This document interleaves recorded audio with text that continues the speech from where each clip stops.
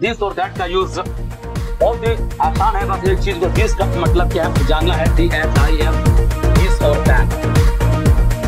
This का मतलब होता है यह सामने का वस्तु, दैट का मतलब बस एक चीज दिस और दैट। दिस का मतलब होता है यह, जैसे मान लिया कोई वस्तु है सामने तो ये हो गया दिस, और दैट का मतलब होता है सामने अगर कोई वस्तु दूर में है तो वो होता है दैट। जैसे मान लिया कि मैं, दिस इज, जैसे कि यह जो है इट इज मैं, जैसे दिस इज, यह बुक किताब है तो दिस इज बुक, राइट। तो हम कह सकते हैं कि दिस इज बुक। और आपके पास जो है मोबाइल है तो जैसे कह सकते हैं वह मोबाइल है तो दैट इज अ मोबाइल। इसको यूज करेंगे दिस इज अ बुक, यह एक किताब है, यह एक किताब है। जब बोलेंगे तो दिस मतलब यह, और एक किताब है तो इज अ बुक, तो this is a book. This मतलब यह और दैट मतलब वह एक मोबाइल है। वह का हो गया दैट इज अ मोबाइल। तो सिंपल सा यूज है, दिस और दैट का यूज है, बस इतना ही चीज है। आप इसको आप एक करोड़ तरीके से इस्तेमाल कर लेंगे। दिस और दैट सीखना है। जैसे यह एक पेन है, दिस इज ए पेन। यह एक बोर्ड है, यह एक राइटिंग बोर्ड है, this is a writing board. यह भारत है, दिस इज इंडिया। कुछ भी हो सकता है। यह पेन है, दिस इज अ पेन। यह घर है, दिस इज हाउस। यह वाटर है, this is water. This is Aerox, यह एक बैल है। कुछ भी हो सकता है। यह एक एरोप्लेन है, दिस इज एन एरोप्लेन। कुछ भी हो सकता है। और वह दैट का प्रयोग का मतलब होता है वह, जैसे कि वह एक पेड़ है तो दैट इज अ ट्री। वह आकाश है, वह एक तारा है तो दैट इज अ स्टार। तो दिस और दैट सिंपल सा चीज है, इस बुक में यहाँ पर दिया गया है तो आप देखिए और दिस के साथ प्रयोग लगाइए। दिस और दैट, दिस का मतलब होता है यह और दैट का मतलब होता है वह, और एक इज आपको जानना होगा शुरुआत करने के लिए। इज, एम और आर, ये तीनों का मतलब होता है। इज का मतलब होता है, एम का भी मतलब होता है, और आर का भी मतलब होता है। लेकिन ये चीज आपको समझना पड़ेगा कहां पर इज लगाना है, कहां पर एम लगाना है, कहां पर आर लगाना है। ये धीरे धीरे जैसे जैसे प्रैक्टिस आप लोग करेंगे, बनाएंगे, ये सारा का सारा क्लियर हो जाएगा। फिलहाल अभी दिस और दैट जहां पर सिंगुलर सब्जेक्ट का बोध होता हो, एक चीज का एक वचन का बोध होता हो, एक चीज का जहां पर एक से ज्यादा वस्तु ना हो, वहां पर दिस, वहां पर इज का हम लोग प्रयोग करेंगे। तो इसमें बहुत सारे एग्जाम्पल है, कुछ भी आप एग्जाम्पल लेके बना सकते हैं। एक ए और एंड का प्रयोग आप लोग को बता देते हैं। इसको हम लोग बोलते हैं आर्टिकल, इसको हम लोग आर्टिकल बोलते हैं, ए और एंड। तो यह एक कलम है, तो यह का हम लोगों ने पहले अभी पढ़ा था पीछे का चैप्टर। दिस इज कलम का होता है इंग्लिश पेन। ये वर्ड मीनिंग भी आपको जानना पड़ेगा। पेन के पहले लगेगा ए। और मान लिया जाए यह एक, मान लिया जाए एक खाता है, राइट। तो यह क्या हो जाएगा, दिस है क्या हो जाएगा, इज। खाता है अम्ब्रेला, UMBRELLA, अम्ब्रेला होता है। और यहाँ पर हम लगा देंगे एन। जो हमारा वर्ड है, जो नाउन है, उसका उच्चारण कॉन्सोनेंट से होता है या कॉन्सोनेंट सिलेबल से वह स्टार्ट होता है वह शब्द, तो वहां पर ए लगाते हैं। वहीं पर अगर कोई शब्द रहता है और शब्द का पहला अक्षर वावेल से शुरू होता है, मतलब उच्चारण होता है, जैसे वावेल, जैसे वावेल, VOWEL, वावेल उच्चारण होता है। वावेल बहुत कुछ उच्चारण AEIOU, AEIOU क्या है, एक वावेल है। ये सारे शब्द, इन सारे शब्दों में से कोई भी एक शब्द अगर नहीं, उस शब्द में जिस शब्द के पहले हमें ए या एल लगाना हो, तो हम देखेंगे कि उस नाउन शब्द का या एडजेक्टिव आए, उस शब्द का पहला अक्षर अगर हमारा इनमें से किसी भी एक लेटर अगर हमारा मैच करता हो, AEIOU, तो यहाँ पर एन लगेगा। जैसे यहाँ हमने देखा कि यू हमारा यहाँ पर आया, तो AEIOU, देखिए ये वाला यू जो है हमारा मैच किया, तो ये वाला हमारा यू मैच किया, तो हम यहाँ पर एन लगा दिए। तो दुनिया में जितना भी चीज ए और एन इसी प्रकार से लगेगा। कुछ भी आप एग्जाम्पल ले सकते हैं, जैसे कि यह एक स्कूल है, या वह एक स्कूल है, या वह एक स्कूल था। मान लिया जाए यह एक स्कूल है, यह एक स्कूल है, मतलब पाठशाला है, यह एक पाठशाला है। तो यह का क्या होता है, दिस, HIS, दिस इज। पाठशाला का क्या होता है, स्कूल, SCHOOL, स्कूल, है ना। तो स्कूल में स्कूल, तो यहाँ पर देखिए थोड़ा सा रुकना चाहेंगे। स्कूल उसका उच्चारण होता है स्कूल, राइट, ई उच्चारण हो गया, तो हम यहाँ पर हमको एन यहाँ पर लगा देना पड़ेगा। स्कूल, मान लिया जाए वही पर रहता, वह एक क्या है, वह एक लड़का है मान लिया, या शिक्षक है, कुछ भी हो सकता है, वह पहाड़ है, माउंटेन है, कुछ भी हो सकता है, लड़का ही है मान लिया जाए, वह एक लड़का है, तो क्या होगा, वह क्या होगा, दैट है, क्या हो जाएगा, इच, लड़का का होता है बॉय, लोग जानते हैं, तो बॉय का पहला अक्षर बी है तो यहाँ पर ए हो जाएगा, क्योंकि यह कॉन्सोनेंट है। तो इस प्रकार से वावेल और कॉन्सोनेंट का उच्चारण के हिसाब से उसके पहले ए या एन लगाते हैं। तो आप कुछ भी बनाइए, किताब भी देखिए और बनाइए। ए और एन का प्रयोग, या एक गाय है, या एक गाय है, वह कलम है, यह वह एक कलम है, वह लड़का है, वह एक लड़का, कुछ भी हो सकता है। जैसे मान लिया, देखिए 10-20 एग्जाम्पल हम रेंडमली, आप कुछ भी दीजिए ना, आप कुछ भी दीजिए, हम बता देते हैं, आप बोलेंगे और हम उसको ट्रांसलेट कर देंगे। तो यही ट्रांसलेशन करने का क्षमता होना चाहिए। जैसे यह एक फैन है तो दिस इज अ फैन, वह एक बादल है तो दैट इज अ क्लाउड, वह एक पेड़ है दैट इज अ ट्री, यह एक नदी है तो दिस इज अ रिवर, वह एक समुद्र है तो दैट इज एन ओशियन। इसी प्रकार से यह एक रोड है तो दिस इज अ रोड, कुछ भी हो सकता है। मान लिया इस प्रकार से वह एक रेलगाड़ी है, दैट इज अ ट्रेन, या वह एक एरोप्लेन है तो दैट इज एन एरोप्लेन। कुछ भी इस संसार में, कुछ भी, करोड़ों का करोड़ों, अरबों का खरबों खरब अगर ट्रांसलेशन दे दिया जाए तो यही सिस्टम से बनेगा। केवल अब है प्रैक्टिस करने का जरूरत है, और आप किताब में देखिए प्रैक्टिस कीजिए, और जब हम ऑफलाइन क्लासेस में आएंगे तो इसका और भी हम प्रैक्टिस करवा देंगे। और अगर कोई भी कॉन्सेप्ट आपको बनाइए और बना के देखिए, और कॉन्सेप्ट अगर आपको समझ में नहीं आ रहा है तो फिर से हम जो बोले उस बात को एकदम एडिटेड कैच कर जाएंगे।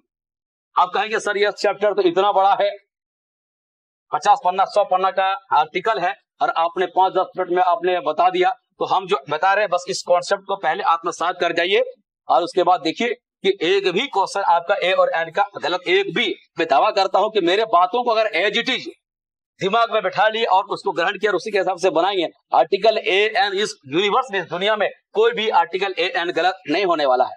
और मोटा दिमाग अगर लगाएंगे, जबरदस्ती अपना दिमाग लगाएंगे और बहुत सारे किताब का दिमाग लगाएंगे, तो होगा कि आप जल्दी नहीं सीख, और बहुत सारा गलती भी करेंगे। तो ये गलती समस्या क्या है, एग्जाम के समय में आपका नुकसान करेगा, कि आपको लगेगा कि आपने सही बनाया है लेकिन आप गलत बना के आ जाएंगे, आपको मार्क्स नहीं मिलेगा। और एक गलत बनाने के चलते आप स्कूल में आपका मार्क्स नहीं मिल सकता है, या उस रिजल्ट से आप उसको प्राप्त नहीं कर सकते हैं, या कभी यही गलत से आप रहेंगे तो जब कंपटीशन की तैयारी करेंगे, कोई भी कंपटीशन देंगे, general competition, bank PO, SSC, या कोई भी एग्जाम देंगे, इंस्पेक्टर का एग्जाम देंगे, या फिर आईएएस का एग्जाम देंगे, आप गलत हरना दिमाग में बैठा हुआ रहेगा, गलत चीज सीखे हुए रहेंगे, आपका जो है कॉन्फिडेंस आपको अंदर रहेगा, लगेगा कि आप जानते हैं लेकिन वास्तव में आप जानते नहीं है। और एग्जामिनेशन हॉल में आप एग्जाम वहां पर मल्टी चॉइस क्वेश्चन को टिक करके आ जाएंगे और लगेगा मैंने सही करके आया है। वास्तव में जब ओएमआर शीट का आपका जांच होगा तो पता चलेगा आपने गलत किया है।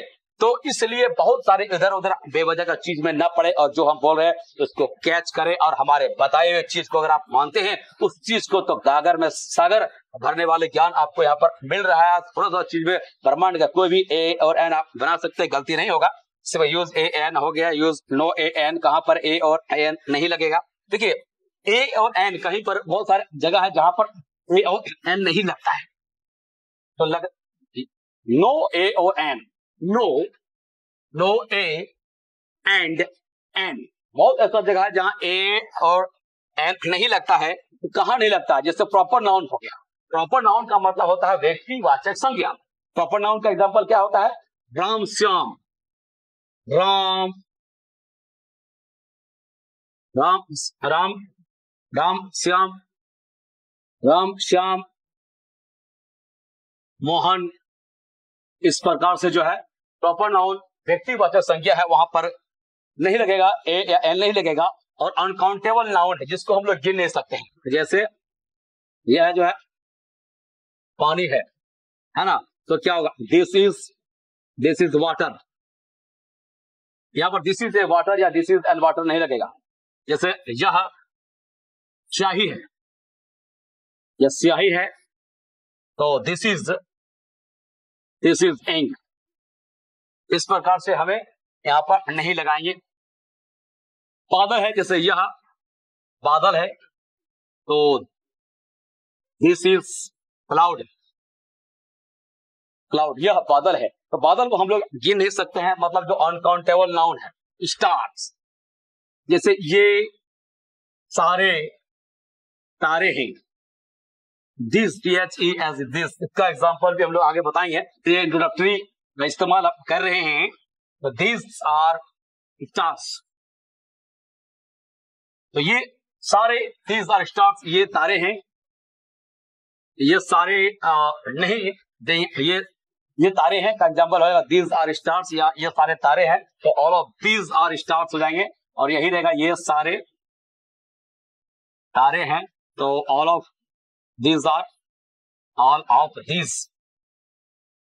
Are stars. कहने का मतलब है कि जिस चीज को हम लोग गिन नहीं सकते, काउंट नहीं कर सकते, 1 2 3 4 5 गिनते गिनते हम लोग थक जाएंगे, वहां पर ए या एन नहीं लगेगा। तो इसका बहुत सारे एग्जांपल दिया हुआ है और आप देखें बुक में और इसके हिसाब से बनाने का प्रयास करें। बहुत सारा चीज है, अनकाउंटेबल नाउन का एग्जांपल बुक में दिया गया है, आप लोग देखिए। वाटर, टी, मिल्क, बहुत सारा करोड़ों एग्जांपल हो सकता है। मैंने कुछ एग्जांपल दे दिया, किताब में भी कुछ एग्जांपल है, और मैंने सिंपल एग्जांपल दिया जो किताब का नहीं दिया है। हमारे कॉन्सेप्ट जो दिमाग में व्यवहार में आए हैं, तो ये सब एग्जांपल आसपास का कोई भी चीज का एग्जांपल दे सकते हैं आप। तो आप देखिए और यूज ऑफ दीज दोस्त। चलिए मैं ये बता ही देता हूँ, दीज एंड दोस्त। तो दीज का मतलब क्या होता है? THESE। दिस मतलब होता है ये या ये सब। ये प्लूरल में, बहुवचन में एक से ज्यादा जब हमारा सब्जेक्ट रहता है उसके लिए हम लोग दिस का इस्तेमाल करते हैं। नजदीक के लिए दिस ये, और वो जब इस्तेमाल करते हैं दोस्त, THOSE दोस्त। दोस्त मतलब होता है कि वे या वो या वे सब या वो सब इत्यादि। तो सिंपल सा बात है कि दिस नजदीक के कोई वस्तु को हम लोग जिस दिखाने के लिए इस्तेमाल करते हैं, और बहुवचन में प्लूरल में जैसे एक से ज्यादा, जैसे ये दीज आर क्या है? दीज आर ये लोग, दीज ये सारे जानवर हैं, दीज आर एनिमल्स। तो हम इस्तेमाल कर सकते हैं जैसे ये सारे कलमे हैं, दीज आर पेन्स, ये सारे पुस्तकें हैं, दीज आर बुक्स। इसी चीज का दूर का वस्तु को दिखाने के लिए हम लोग इस्तेमाल कर सकते हैं कि वे सारे पहाड़ हैं, तो दोज आर माउंटेन्स। वे सारे तारे हैं, तो दोज आर स्टार्स। तो इस प्रकार से कोई भी चीज इस्तेमाल कर सकते हैं। मान लिया जा वे सारे लड़के हैं, तो दोज आर बॉयज। कोई भी चीज, वे सारे स्कूल है, वे सारे स्कूल है, तो दोज आर स्कूल्स। उसी तरह वो या वो सारे क्या हैं? बदमाश हैं। चलिए बस, वो सारे क्या है? बदमाश है, या वे सारे बदमाश लड़का है, बदमाश लड़के हैं। ठीक है, वो सारे बदमाश लड़का है, या वे सारे बदमाश लड़के हैं। दोस्त, वो वे के लिए THOS दोस्त, वो सारे, ऑल ऑफ दोस्त। क्योंकि वो सारे हम दे दिए तो हम यहाँ पर दोस्त भी दे सकते हैं, और बेहतर ज्यादा होगा कि हम उसमें ऑल ऑफ दोस्त दे दें, क्योंकि हमने लिख ही दिया। इसके हिसाब से ऑल ऑफ दोस्त, THOS दोस्त, ये दोस्त है, हम ऑल ऑफ लगा दिए हैं। ये सब थोड़ा सा आगे जाएंगे तो सीखेंगे। ऑल ऑफ दोस्त हैं, तो हमारे इसके हिसाब से हमारा हेल्प लग जाएगा।